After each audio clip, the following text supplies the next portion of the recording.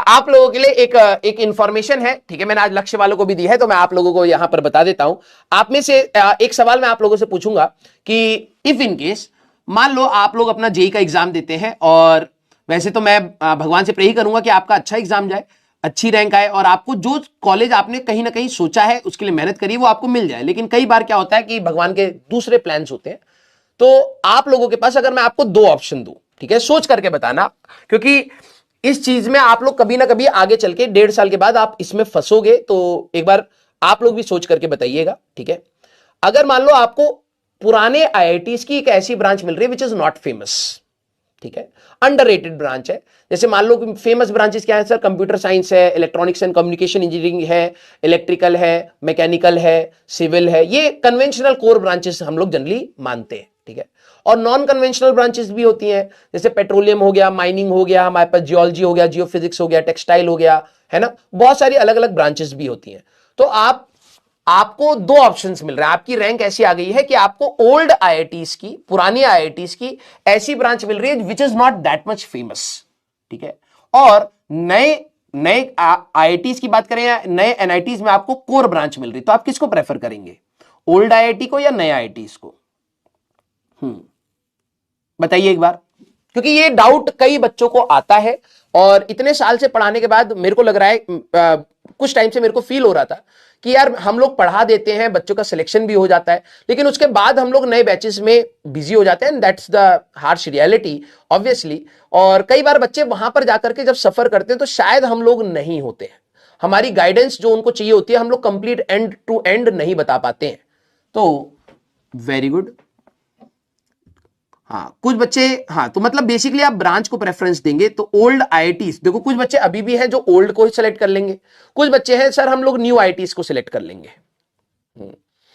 अब क्या होता है, जब आप उस दिन बैठोगे ना, उस दिन बहुत लालच आएगा कि सर मैं ओल्ड आईआईटीज को सिलेक्ट कर लूं क्योंकि इनका तो बहुत ज्यादा नाम है, सर नए आईआईटीज का उतना नाम नहीं है, अभी तो नए खुले हैं, प्लेसमेंट्स भी उनका उतना बेटर नहीं है ना। तो ये वाला एक डाउट रहता है। फिर दूसरा डाउट होता है कि सर कंप्यूटर साइंस मिल रही है और एक इलेक्ट्रॉनिक्स एंड कम्युनिकेशन इंजीनियरिंग मिल रही है, तो इनमें से कौन सा बेटर है सर? सर मेरे को ये वाली ब्रांच लेनी चाहिए या ये वाली ब्रांच लेनी चाहिए? दूसरा डाउट ये वाला आ जाता है, ठीक है। तीसरी चीज जो मेरे हिसाब से शायद ही कोई टीचर इसके बारे में डिस्कस कर रहा है या फिर बात कर रहा है, that is the counselling forms. जब आपको पता ही नहीं, कई बच्चों को तो शायद जोसा का नाम भी नहीं पता होगा, ठीक है, कि जोसा काउंसलिंग फॉर्म क्या होता है, फिर जैक डेली का काउंसलिंग फॉर्म क्या होता है। जिन बच्चों ने थोड़ा बहुत होमवर्क किया है तो डेफिनेटली उनको इस टाइप की चीजों से थोड़ा सा आइडिया मिल जाता है, ठीक है, कि कॉमेड का हमारे पास कैसे होते हैं, साउथ में कैसे एग्जाम्स हो रहे होते हैं, कौन से कॉलेजेस में कैसे कैसे ब्रांचेस को मिलता है, उनका एग्जाम का पैटर्न क्या है। तो ये कुछ बच्चे हैं कि सर मेरे को रिसर्च में जाना है। कई बच्चे आप में से ऐसे होंगे जो सर मेरे को एरोस्पेस इंजीनियरिंग करनी है, ठीक है, एरोस्पेस फील्ड में जाना है। उनको आइडिया ये है कि मुझे करना क्या है, लेकिन रास्ता क्या है उसके बारे में नहीं पता, राइट? हाँ, कई बच्चे आप में से ऐसे होंगे, कई बच्चे आप में से ऐसे होंगे जिनको रिसर्च करनी होगी। वो चाहते होंगे कि सर मैं इसरो में जाकर के काम करूं, डीआरडीओ में जाकर के काम करूं, थोड़ी बड़ी ऑर्गेनाइजेशंस में जाकर के काम करूं, एनटीपीसी में काम करूं, सेल गेल, जो कंपनीज गवर्नमेंट से कहीं ना कहीं, नवरत्न या हमारे पास अच्छी कंपनीज मैं बेसिकली बोलूं, उनमें काम करना चाहते हैं, पीएसयूज हम लोग कहते हैं उनको। और कुछ बच्चों का ड्रीम होता है कि सर नहीं, मेरे को प्राइवेट जॉब चाहिए, मुझे गूगल में काम करना है, मेरे को माइक्रोसॉफ्ट में काम करना है। और उसमें भी क्लासेस हैं कि आप किन कैटेगरीज में काम कर रहे हैं। हर कोई बंदा जो गूगल में बैठा है वो कोडिंग नहीं कर रहा है ना, कोई रिसर्च एंड डेवलपमेंट में भी है, कोई एआई में भी होगा, कोई हमारे पास प्योर हार्डवेयर में होगा, कोई सॉफ्टवेयर में होगा। सबकी अलग अलग अपनी अपनी वो होती है, स्पेशलाइजेशंस होती हैं। तो ये जब हम लोग आगे बढ़ेंगे तो ये आपके डाउट्स बनते हैं, ठीक है। यस, हाँ, अब कई बच्चे आइजर के बारे में जानते हैं, ठीक है, कि सर आइजर में हमारे पास रिसर्च होता है। बहुत अच्छे रमन रिसर्च इंस्टीट्यूट आरआरआई के बारे में कुछ बच्चे जानते होंगे। हाँ, तो अच्छे अच्छे कॉलेज है, आईआईएससी बैंगलोर के बारे में। तो मैंने क्या करा है कि मैं इसके ऊपर थोड़ा सा काम कर रहा हूं। ऑल्दो मैंने यूट्यूब के लिए भी सोचा था ये चीज करने के लिए, लेकिन वो फिजिबल नहीं हो पाता है कई बार, क्योंकि मैं और ओम सर मिलकर के बना रहे थे। लेकिन क्या है कि प्रॉब्लम, हम दोनों का टाइम, कई बार मैं फ्री होता हूं तो सर की क्लासेस हो रही होती है मॉर्निंग में, और जब मैं बिजी हूं तो सर फ्री है, तो हम लोगों का ना टाइम सेट नहीं हो पा रहा है, ठीक है। तो मैंने एक सीरीज बनाई है 5 to 10 मिनट्स की, मैं अभी बना रहा हूं, it will take time, but हाँ, जब तक आप लोग अपने जेई एग्जाम तक बैठेंगे तब तक आपको पूरी इंफॉर्मेशन मिल जाएगी।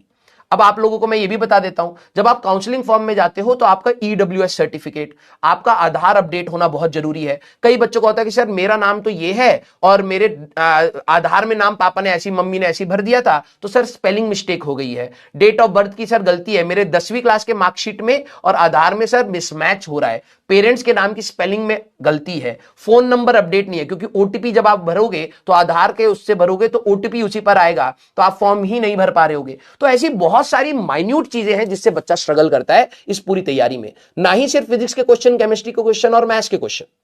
ठीक है, अब कई बच्चे आप में से होंगे कि सर हमारा कैटेगरी सर्टिफिकेट, अब कैटेगरी सर्टिफिकेट किस स्टेट वाला है या नेशनल वाला है, हमारे पास स्टेट गवर्नमेंट का इशूड है या सेंट्रल गवर्नमेंट से इशूड है, उसका डेडलाइन हमारे पास क्या होता है कि 1 साल वाला चल जाएगा या 2 साल वाला चल जाएगा। ये बहुत सारी चीजें हैं। ईडब्ल्यूएस सर्टिफिकेट सर कहां से बनेगा, कैसे बनेगा, उसकी कंडीशन क्या है, उसका कोटा हम लोग कैसे ले सकते हैं। तो ये बहुत सारी चीजें हैं जो जनरली बच्चे शायद आखिरी में सोचते हैं देख लेंगे और वो कहीं ना कहीं मिसमैच हो जाता है और स्ट्रेस में आते हैं। ठीक है, तो मैं ये इस चीज के ऊपर कि कैसे आप इन सारी चीजों को चेक पॉइंट्स बना करके धीरे धीरे कंप्लीट कर सकते हैं, तो इसके ऊपर मैं सीरीज बना रहा हूं और जब ये तैयार हो जाएगी तो मैं आप लोगों के साथ शेयर करूंगा। क्लियर है क्या? यस और नो? हाँ या ना? Right, clear? यस। अब किसी का फिजिकली डिसेबल्ड का है तो अब सर हमें कहां से उसका सर्टिफिकेट चाहिए होगा? वो ऐसा नहीं कि आप रैंडम कहीं से भी बनवा सकते हैं तो गवर्नमेंट उसको अप्रूव कर देगी, नहीं, किधर से आपको बनवाना पड़ेगा, किस अथॉरिटी से बनवाना पड़ेगा, कितने समय में बनता है, तो किस दिन बनवा लेना चाहिए, उसमें डेटा कैसा होना चाहिए, ये सारी चीजें आपको इंपॉर्टेंट है। क्लियर? यस। तो बेटा ये अभी मेरे को समय लगेगा, लेकिन यस जैसे जैसे मैं इसको बना लूंगा तो मैं आपके साथ शेयर करूंगा।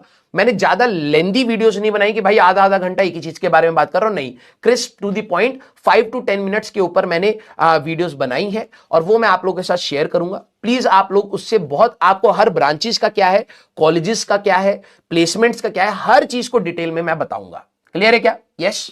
तो ये आप लोगों के लिए थोड़ा सा एक्चुअली में क्या कि वर्कलोड इतना है कि टाइम नहीं मिलता है, लेकिन फिर भी मैं इसके लिए थोड़ा सा सेपरेटली टाइम निकाल रहा हूं और उसको अच्छे से प्रेजेंट आपको मैं करूंगा। आराम से उसको जरूर देखिएगा, क्योंकि मैं चाहता हूं कि अगले जब आप लोग जेईई मेंस का एग्जाम या जेईई एडवांस का एग्जाम दे रहे होंगे तो हमने अपना पढ़ाने वाला पार्ट अपना पूरा कर लिया होगा, लेकिन प्रॉब्लम ये होती है हम लोग फिर नेक्स्ट बैच में लग जाते हैं, तो काउंसलिंग के टाइम पे शायद मैं अवेलेबल उतना ना हूं। कई बार बच्चे मैसेज करते हैं कि सर मेरे को ये कॉलेज मिल रहा है, ये कॉलेज मिल रहा है, हमारे पास इतना टाइम ही नहीं है कि हम लोग उसको असिस्ट कर पाए। ठीक है, तो हमारे भी कंस्ट्रेंट्स होते हैं, लेकिन यस मैं उस रिस्पॉन्सिबिलिटी को भी पूरा निभाना चाहता हूं, तो मैं उसके लिए एक वीडियोस का सेट बना करके आपको मैं दे दूंगा। प्लीज आप उसको देख करके जितना मैं हेल्प कर सकता हूं, जितना मैं होमवर्क कर सकता हूं, वो मैं आपके साथ शेयर कर दूंगा। क्लियर है क्या बेटा? यस। हाँ, और आप लोग, जब मैं आप लोगों से सजेशन मांगूंगा, जैसे अभी कई सारे बच्चे बता रहे हैं सर ये वाला कॉलेज अब्रॉड से करना आसान है या नहीं, क्योंकि ये वाली जो चीजें हैं आपको नेट पे यूट्यूब पे मिलेंगी, लेकिन बहुत होमवर्क करने के बाद मिलेंगी। बहुत सारी वीडियोस देखोगे, हो सकता है आधे घंटे की वीडियो फिर फालतू की बकवास निकले, कुछ समझ ही ना आए कि सेंसिबल बात क्या कहना चाह रहे थे, फिर आपने इतनी सारी वीडियोस देखी तो टाइम बर्बाद ना हो, तो उनको कंपाइल करके एग्जैक्टली डेटा हमारे पास क्या है वो मैं आपके सामने प्रेजेंट कर दूंगा। क्लियर है क्या? यस। हाँ, ओके, लव यू बेटा, थैंक यू सो मच। हाँ, थैंक यू सो मच। तो आप लोगों से मैं सजेशंस आखिरी में लूंगा कि भाई देखो ये वाली वीडियोस मैंने बना दी हैं, अगर आपको लगता है कि सर, जैसे एक बच्चे ने भी बोला सर कट ऑफ के ऊपर भी बनाइएगा, तो वो आप लोगों से मैं उस समय सजेशन लूंगा कि बेटा आप बताओ कि और किस इंफॉर्मेशन पे आपको वीडियोस देखनी है, तो वो मैं उसके ऊपर बना दूंगा, क्योंकि डेटा बनाना पड़ता है, बहुत कंपाइल करना पड़ता है। Clear? Yes, colleges and all सारी चीजें, प्लेसमेंट सब बता दूंगा। क्लियर? यस, लव यू बेटा, थैंक यू सो मच।